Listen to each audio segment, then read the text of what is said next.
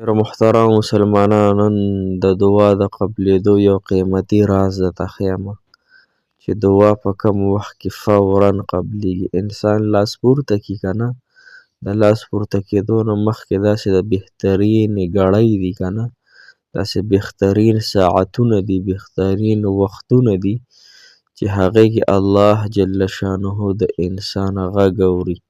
په ټولو وختونو کې اوري محترمو، په دغه وخت کې چې انسان کم حاجت دپاره، کم مدد دپاره، کم مشکل او پریشانۍ دپاره د الله جل شانه دربار کې لاس پورته کړي، نو الله جل شانه د انسان لاسونه ښکته کېدو نه مخکې د دعا قبلوي، او چې الله جل شانه وغواړي. او دا داسې وختونه دي محترمو چې دا الله تعالی ته ډېر زیات خوښ دي. او د دې وختونو تذکره د دواړو جهانو سردار جناب محمد رسول الله صلی الله علیه وسلم هم ښودلې ده. د هغې مفهوم داسې دی چې دغه وختونو دغه ساعتونو کې محترمو د الله تعالی رحمت نازلیږي او د انسان حاجات پوره کیږي، مشکلات یې اسانیږي، او چې څه غواړي هغه ورته د الله جل شانه له طرفه میلاویږي، خو په شرط د دې چې د انسان پکې خیر وي. ګوره کوم کار کې چې د انسان خیر نه وي نو هغه الله تعالی د انسان ته نه ورکوي. ځکه مور خپل بچي ته تکلیف نه ورکول غواړي، پلار خپل بچي ته، خپلې لور ته تکلیف نه ورکول غواړي، د هغوی منشا دا وي. نو زما رب هم دا خوښوي چې انسان په یو کار کې خیر نه وي، نو موږ ته خو د خپل خیر پته نشته که نه، موږ ته خو د خپل شر پته نشته. نو دغې وجې نه الله جل شانه دې کار کې زما او ستا دپاره تاخیر وکړي، یعنې رستوالی پکې وکړي، کله یې راله راکوي نه. ډېر کله ته موږ یو څیز غواړو وظایف کوو لیکن هغه موږ تاسو ته نه حاصلېږي. د هغې اصل وجه دا وي چې دغې کار کې زموږ یا خیر نه وي، یا دغې کار کې زموږ خیر وي خو وروسته وي، نو خیر دی لږ تاخیر سره دغې کار زموږ وشي. لیکن الله تعالی زما او ستاسو سره ډېر زیات محبت کوي، نو د هغې محبت واسطه تاسو ته چې د الله تعالی در مه پرېږدئ، د الله تعالی به انشاءالله زموږ حاجتونه او مشکلات اسانوي. نن چې کوم وخت درته ښیمه دا وخت ضرور واورئ او په دې باندې عمل وکئ، دې طریقې سره به دعا غواړئ. وظیفه مه کوئ، انشاءالله بغیر وظیفې نه به الله تعالی دغه ټایم کې ستاسو حاجت او نصرت فرمایي. السلام علیکم ورحمة الله وبرکاته. ډېر معزز او محترم او قابل قدر مسلمانانو وروڼو خویندو، هغه مسافر کم چې بهر هیوادونو کې زندگی تیروي، د هغه ټولو مسافرو له دې الله تعالی اوږده زندگی د صحت او عافیت والا ورکړي. محترمو، نن زمونږ د دعا د قبلېدو قیمتي وختونه، قیمتي رازونه هغه زه تاسو ته ښایمه. خو د هغې نه مخکې د حضرت موسی علیه السلام د یو دوست مختصر واقعه راته بیانوم. د موسی علیه السلام یو دوست و، هغه موسی علیه السلام به روزانه د الله تعالی دیدار لتلو، نیاز او راز لبتلو، الله تعالی سره به خبرې فرمایلې. نو دغې ملګري ورته وویل، ډېر خاص ملګری و، چې نن د الله تعالی نه ما دپاره هغه څیزونه یعنې ما ته ښکاره کړي چې کوم یو څیز کې زما خیر نه وي نو هغه دې ما ته ښکاره کړي. محترم، الله تعالی ته موسی علیه السلام عرض وکړ، الله تعالی ته فرمایي چې داسې دې نه کوي، ګوره هر یو څیز کې د انسان خیر وي او دا راز چاته نه ورکوم. خو موسی علیه السلام په اصرار سره هغه انسان ته دغه معلومات الله تعالی ورکړه چې سبا له به دا کار کیږي.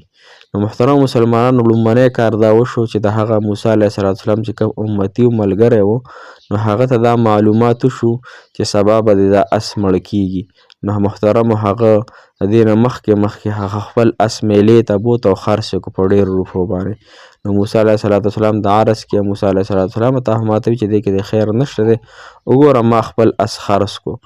بیا یو څو ورځې پس ته پته ولګېده چې زما دا غلام مړ کیږي.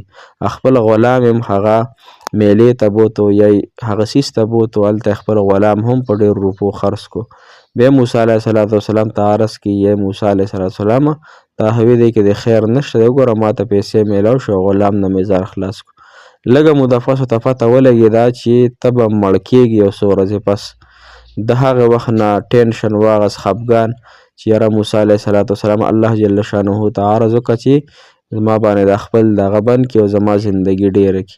الله تعالی ته وفرمیل ګوره چې په تا زه یو مصیبت ګوره راځي نو ستا په مال راشي، ستا په نور سره راشي، ستا په صحت راشي، تا ته پریشاني راورسي، خو دې کې ستا خیر وي، د هغې بدل کې الله تعالی ته نور خیرونه درکوي. نو خبره مې دې پورې عرض کوله که موږ دعا غواړو وظایف کوو هغه نه قبلیږي نو د هغې څو شرطونه د محترم اول خپل ځان پاک کو. پاک ګوره پاک انسان د هر چا خوښ وي، د خپلې بیبي هم خوښي، د خپلو بچو هم خوښي چې موږ ځان د ګناهونو نه داسې راټول کړو که نه لکه څنګه چې ما تاسو د پلیتۍ نه ځان راټولو. صحیح شوه. دویم نمبر دا چې موږ 5 وخته مونځ کوو.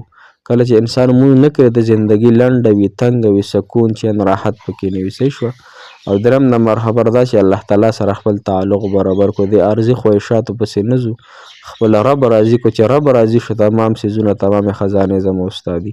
اوس محترم مسلمانانو هغه وختونه درته ښیمه کوم وختونه کې چې الله تعالی دعاګانې فورا قبلوي.